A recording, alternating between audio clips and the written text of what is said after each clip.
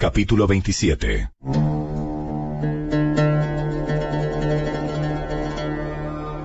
Muy temprano por la mañana, los principales sacerdotes y los ancianos del pueblo se juntaron nuevamente para tramar de qué manera ejecutar a Jesús.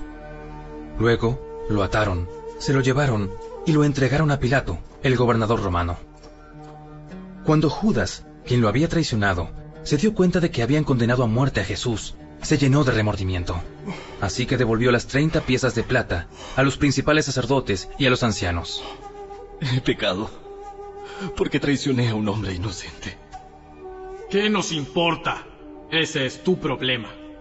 Entonces Judas tiró las monedas de plata en el templo, salió y se ahorcó. Los principales sacerdotes recogieron las monedas. No sería correcto poner este dinero en el tesoro del templo, ya que se usó para pagar un asesinato. Luego de discutir unos instantes, finalmente decidieron comprar el campo del alfarero y convertirlo en un cementerio para extranjeros. Por eso, todavía se llama el campo de sangre. Así se cumplió la profecía de Jeremías que dice: Tomaron las 30 piezas de plata, el precio que el pueblo de Israel le puso a él, y compraron el campo del alfarero, como indicó el Señor. Jesús se encontraba frente a Pilato, el gobernador romano. ¿Eres tú el rey de los judíos? Tú lo has dicho. Entonces, cuando los principales sacerdotes y los ancianos presentaron sus acusaciones contra él, Jesús guardó silencio. ¿No oyes todas las acusaciones que presentan en tu contra? Para sorpresa del gobernador, Jesús no respondió a ninguno de esos cargos. Ahora bien, era costumbre del gobernador cada año, durante la celebración de la Pascua, poner en libertad a un preso, el que la gente quisiera, y entregarlo a la multitud. Ese año, había un preso de mala fama, un hombre llamado Barrabás. Al reunirse la multitud frente a la casa de Pilato aquella mañana, él les preguntó: ¿A quién quieren que ponga en libertad? ¿A Barrabás o a Jesús llamado el Mesías? Él sabía muy bien que los líderes religiosos judíos habían arrestado a Jesús por envidia. Justo en ese momento, cuando Pilato estaba sentado en el tribunal, su esposa le envió el siguiente mensaje: Deja en paz a ese hombre inocente. Anoche sufrió una pesadilla terrible con respecto a él. Mientras tanto, los principales sacerdotes y los ancianos persuadieron a la multitud para que pidiera la libertad de Barrabás y que se ejecutara a Jesús. Así que el gobernador volvió a preguntar: ¿A cuál de estos dos quieren que les deje en libertad? ¡A Barrabás! Entonces, ¿qué hago con Jesús llamado el Mesías? ¡Crucifícalo!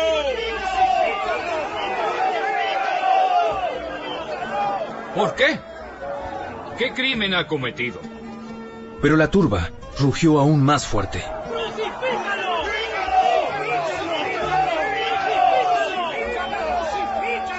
Pilato vio que no lograba nada y que se armaba un disturbio. Así que mandó a buscar un recipiente con agua y se lavó las manos delante de la multitud, a la vez que decía: Soy inocente de la sangre de este hombre. La responsabilidad es de ustedes. Y la gente respondió a gritos: ¡Nos haremos responsables de su muerte! ¡Nosotros y nuestros hijos! ¡Nosotros y nuestros hijos! ¡Nos haremos responsables de su muerte! Así fue que Pilato dejó a Barrabás en libertad. Mandó a azotar a Jesús con un látigo que tenía puntas de plomo y después lo entregó a los soldados romanos para que lo crucificaran. Algunos de los soldados del gobernador llevaron a Jesús al cuartel y llamaron a todo el regimiento. Le quitaron la ropa y le pusieron un manto escarlata. Armaron una corona con ramas de espinos y se la pusieron en la cabeza y le colocaron una caña de junco en la mano derecha, como si fuera un cetro. Luego se arrodillaron burlonamente delante de él, mientras se mofaban. ¡Viva el rey de los judíos! ¡Viva el rey de los judíos! Lo escupieron, le quitaron la caña de junco y lo golpearon en la cabeza con ella. Cuando al fin se cansaron de hacerle burla, le quitaron el manto y volvieron a ponerle su propia ropa. Luego, lo llevaron para crucificarlo. En el camino, se encontraron con un hombre llamado Simón, quien era de Cirene, y los soldados lo obligaron a llevar la cruz de Jesús. Salieron a un lugar llamado Gólgota, que significa lugar de la calavera. Los soldados le dieron a Jesús vino mezclado con hiel amarga, pero cuando la probó, se negó a beberla.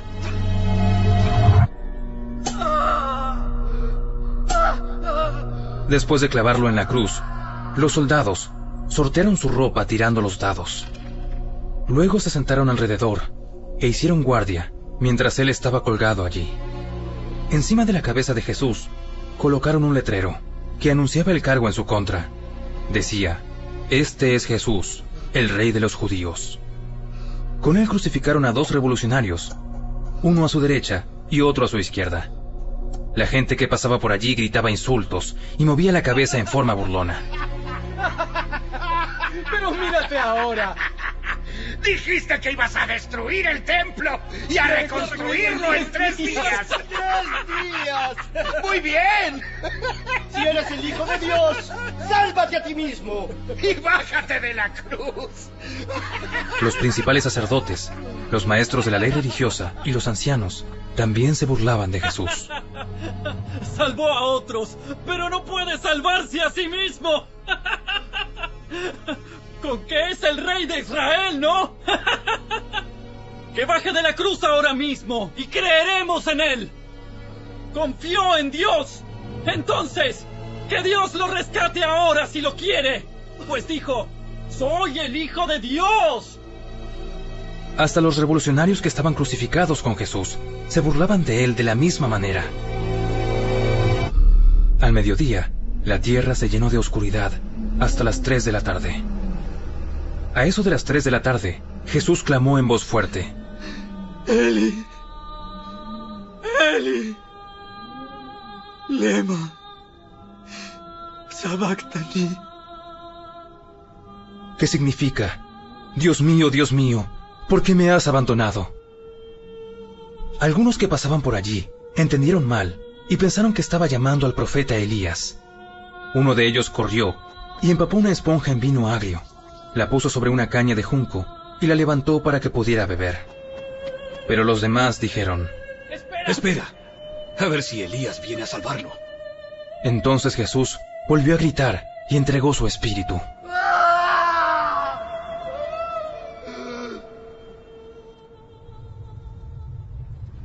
En ese momento, la cortina del santuario del templo se rasgó en 2, de arriba a abajo.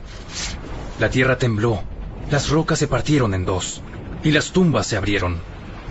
Los cuerpos de muchos hombres y mujeres justos que habían muerto resucitaron. Salieron del cementerio luego de la resurrección de Jesús.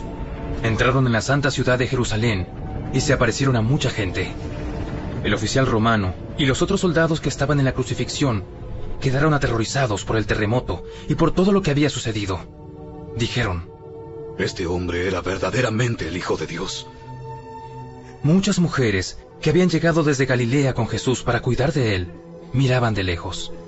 Entre ellas estaban María Magdalena, María, la madre de Santiago y José, y la madre de Santiago y Juan, los hijos de Zebedeo. Al acercarse la noche, José, un hombre rico de Arimatea, que se había convertido en seguidor de Jesús, fue a ver a Pilato y le pidió el cuerpo de Jesús. Pilato emitió una orden para que se lo entregaran.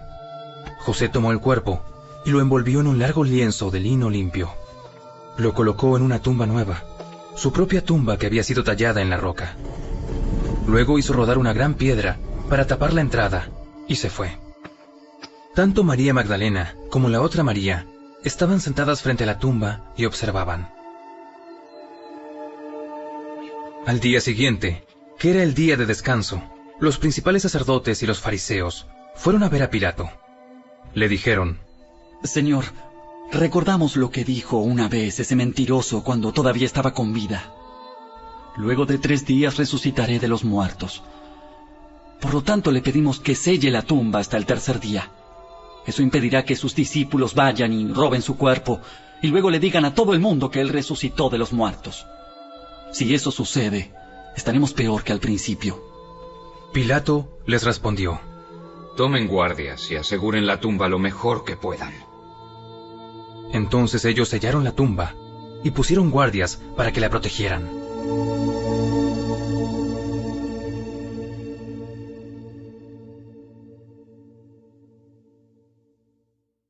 Capítulo 28. El domingo por la mañana temprano, cuando amanecía el nuevo día, María Magdalena y la otra María fueron a visitar la tumba. De repente, se produjo un gran terremoto, pues un ángel del Señor descendió del cielo, corrió la piedra a un lado y se sentó sobre ella. Su rostro brillaba como un relámpago y su ropa era blanca como la nieve. Los guardias temblaron de miedo cuando lo vieron y cayeron desmayados por completo.